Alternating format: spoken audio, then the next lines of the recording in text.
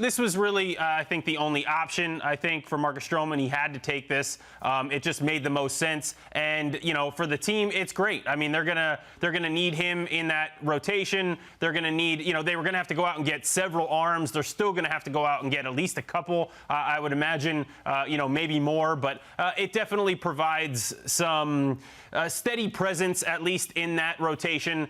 You'll be able to count on him for the most part to go out there every fifth day.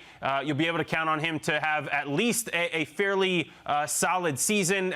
Looking back at the things he's done over his career so far, Marcus has done very well some years, okay other years. But look, this guy is a competitor and he wants to go out there. He wants to compete, and he wants to compete for the Mets. And this new owner, and Steve Cohen. So should be another very exciting time in Metsland. Moose, how much better does this make the Mets today? Well, I think he gives some options. I mean, listen, you could debate about Stroman as a pitcher.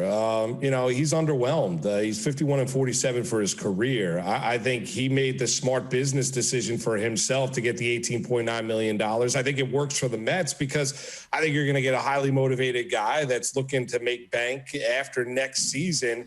And I think he's looking to take that big step forward. But inconsistency, as Anthony was mentioning, has been kind of the common trait here with Marcus Stroman. Now, can he put it all together? For sure. I mean, he does have the stuff, and we certainly is a strikeout pitcher, throwing to ground balls as well, which he did up in Toronto when he was pitching to an under 3 ERA before he got acquired by Brody and the Mets here. I think the Mets are better because he presents an option here, and a viable one. I don't think he's a top 2 starter. I could make the debate. I don't even think he's a top 3 starter. But if you're looking at Marcus Stroman as being your number 4 starter, a well-paid number 4 starter, yeah, I think the Mets found themselves an answer for 2021. Harp, we've yet to see the best of Marcus Stroman in a Met uniform, in his 11 starts in a Met uniform. Some of the inconsistencies that Moose is talking about. Why do you think that is?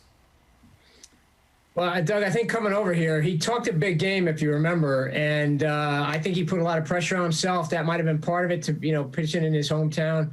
Grew up in Long Island. But part of it, too, is that there are questions about how good his stuff is now. That's why, talking to scouts and execs, I never thought he was going to get the kind of offers he was expecting, which is why he led him back to taking the qualifying offer. I don't know if it had as much to do with the presser with Steve Cohen as it did. Those offers weren't out there for him. It doesn't sound like. So we'll see. As Moose said, I think he's considered kind of a middle of the rotation guy now. Can he be better than that? He is when he's on. He needs to have that slider. He's more of a slider sinker guy.